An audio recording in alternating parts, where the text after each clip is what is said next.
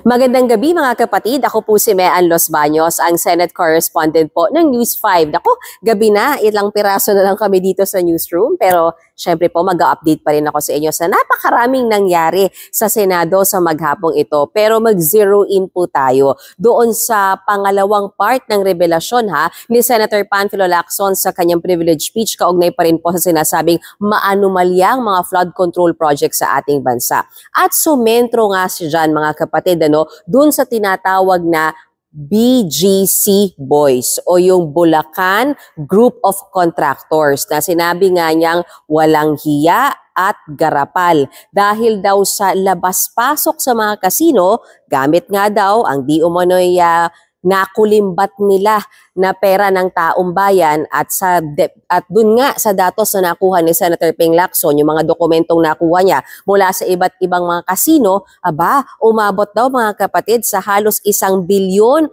o nasa 900 million plus yung naipatalo nitong 5 DPWH officials mula sa Bulacan. Itong 5 DPWH officials na ito ang bumubuo daw dyan sa tinatawag na BGC Boys. O again, Bulacan Group of Contractors. At hindi lang daw magaling sa pagkakasino at pagpapatalo ng pera ng taong bayan yung BGC Boys na yan. Pati daw panduduktor sa mga DPWH flood control projects kaya nauuwi daw sa kaliwat ka ng ghost project sa Bulacan.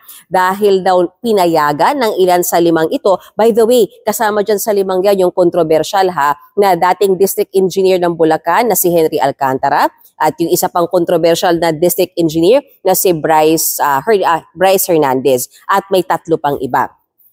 Magpatuloy natin. Ang sinasabi ay under their supervision, nakakakolekta daw yung mga kontraktor ng mga flood control projects kahit wala silang nagawa o kaya substandard yung nagawa nila. Isang example mga kapatid, yung isang kontrata na nakuha noong December 2024 na after 2 days lang ay nangolekta na raw ng almost 50% ng kanilang kontrata. Paano mo naman matatapos sa loob lamang ng 2 araw, di ba? Pero dahil nga daw dyan sa BGC Boys na yan, ay nakakolekta sila ng milyon-milyon piso na halaga ng kanilang kontrata. Mga kapatid, sa huli, ang hiling ni Senator Ping Lacson makakasuhan talaga. Yung mga may kinalaman dyan sa korupsyon na yan, mambabatas man yan, kontratista man yan, o DPWH officials. Magbabalik ako para sa update. Ako po si Mean Los Baños ng News 5.